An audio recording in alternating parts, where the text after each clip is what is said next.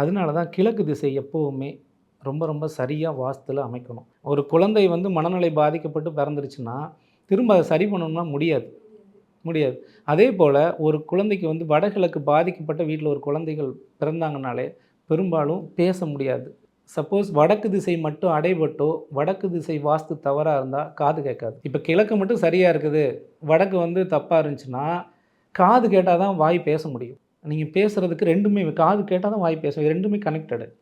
இப்போ கிழக்கு மட்டும் வடக்கு மட்டும் அடைபட்டு, கிழக்கு மட்டும் திறந்திருந்தாலும் அதற்கான வாய்ப்புகள் குறைவு. ஆனா நெறைய பேர் இன்னைக்கு வடகிழக்கு திசை சரி பண்ணுனேன், நல்லாயிடுச்சு, சரியாகுறாங்க அப்படின்னு சொல்றாங்க. அதுக்கான வாய்ப்புகள் ரொம்ப ரொம்ப குறைவு தான். 2யுமே சரி பண்ணணும். வடக்கு, கிழக்கு திசை. அப்பதான் வாஸ்து என்பது 100% சரியாக அமையும். இப்போ வாஸ்து அப்படிங்கிறதே எப்படின்னு பார்த்தீங்கன்னா, நம்மளோட உடம்பு தான். இப்ப நம்ம உடம்பு இயங்குறதே வாஸ்து தான். இப்ப வாஸ்து நீங்க எங்கேயுமே போய் தேட வேண்டாம். உங்க உடம்பு தான் வாஸ்து. நீங்க உயிர் வாழணும்னா காற்று வேணும். உயிர் வாழணும்னா நீர் வேணும். உயிரோட இருக்கணும் அப்படின்னா வெப்பம் அப்படிங்கிறது வேணும். இது இல்லாம ஒரு மனிதனால் உயிர் வாழ முடியாது.